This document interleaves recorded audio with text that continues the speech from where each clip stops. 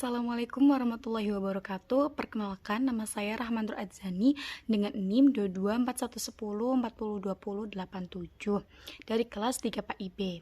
Tujuan saya membuat video ini untuk menjawab soal UAS yang Bapak dosen berikan, Bapak Nur Halim MPD, mata kuliah sumber belajar PAI berbasis multimedia. Berikut jawabannya. Nomor 1.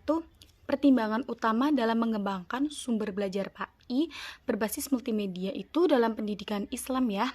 Menurut saya sendiri itu sumber belajar PAI itu berperan sebagai penyedia informasi dan pengetahuan yang diperlukan itu dalam prosesnya pembelajaran. Nah, oleh karena itu pengembangan sumber belajar berbasis multimedia perlu memperhatikan kebutuhan peserta didiknya, integrasi dengan realitas peserta didik, dan terkait erat dengan kualitas pembelajaran. Selain itu juga faktor-faktor seperti karakter materi, lingkungan terdekat anak-anak, terus ruang sumber belajar, serta media cetak dan perpustakaan juga perlu dipertimbangkan. Nah, dengan demikian itu, pengembangan sumber belajar PAI berbasis multimedia harus memperhatikan kebutuhan peserta didik, lalu memperhatikan kualitas pembelajarannya, dan juga integrasi dalam realitas peserta didik tersebut. Nomor 2, sebagai guru PAI, sumber belajar PAI berbasis multimedia dapat dikembangkan melalui pelajaran fikih, SKI, dan juga akidah akhlak dengan menggunakan pembelajaran interaktif. Yang pertama ada pembelajaran fikih. Bentuknya itu bisa presentasi, animasi, atau video. Nah, penggunaannya ini tuh menampilkan contoh gambar atau audio yang nyata yang memungkinkan peserta didik itu dapat terlibat langsung ya dalam proses pembelajarannya, dan juga dapat mempermudah dalam proses pembelajaran dari peserta didik tersebut. Yang kedua ada pembelajaran SKI. Bentuknya itu bisa juga presentasi, video, atau animasi. Nah, penggunaannya juga sama dengan fikih, yaitu guru menampilkan sesuatu di proyektor, menampilkan yang berhubungan dengan sejarah kebudayaan Islam sendiri, agar peserta didik tersebut itu bisa langsung menyerap apa yang mereka lihat secara langsung. Yang terakhir ada akidah akhlak. Nah, bentuk akidah akhlak ini tuh bentuknya juga sama, bisa dengan presentasi, bisa dengan video animasi, dan juga bisa guru langsung secara menyampaikannya secara langsung. Penggunaannya di sini itu menampilkan gambar atau audio yang berguna peserta didik itu dapat menyerap langsung secara interaktif gitu.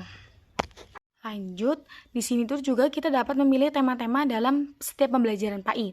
Yang pertama adalah pembelajaran fikih. Temanya itu bisa melakukan hukum-hukum melakukan ibadah seperti melaksanakan hukum puasa Ramadan, seperti melakukan puasa sunnah Senin Kamis begitu. Yang kedua, ada pembelajaran SKI. Temanya itu di situ juga bisa tentang kebudayaan sejarah Islam di Indonesia, bisa di Nusantara juga bisa. Selanjutnya ada akidah akhlak. Di situ juga akidah akhlak temanya bisa membangun akhlak terpuji bagi kehidupannya begitu. Pembelajarannya di sini biasanya pembelajaran SKI-nya, fikihnya, dan juga akidah akhlak biasanya menggunakan pembelajaran interaktif atau juga bisa dengan multimedia. Di sini memanfaatkan multimedia dengan menggunakan proyektor gitu.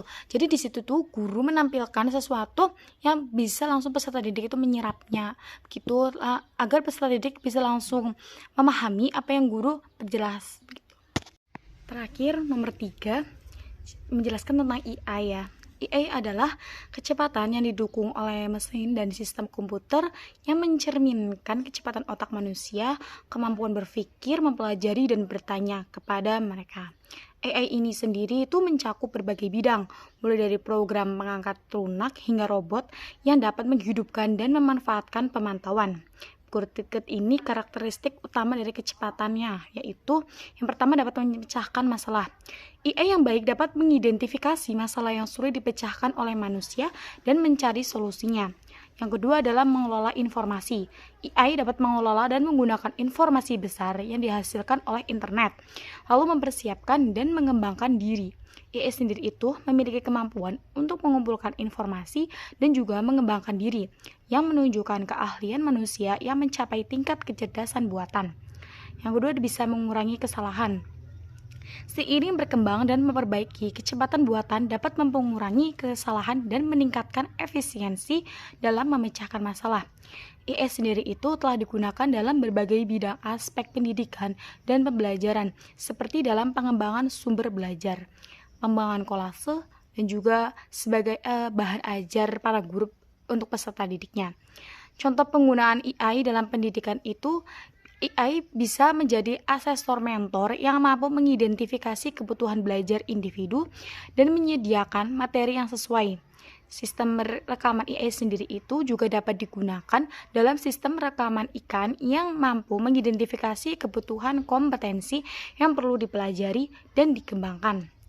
Sistem tutoring yang AI itu sendiri adalah AI dapat digunakan dalam sistem tutoring yang inteligen, yang mampu mengidentifikasi kebutuhan belajar individu dan menyediakan materi yang sesuai juga. Di sini saya menyebutkannya dengan referensi yang kuat, yaitu referensi dari Bapak Sutopo R. 2017, Kecepatan Buatan, Keunggulan dan Hantu dalam Pendidikan. Jurnal Pendidikan Matematika 22164 sampai halaman 73. Sekian dari saya jawaban UAS. Sekian dan terima kasih. Wassalamualaikum warahmatullahi wabarakatuh.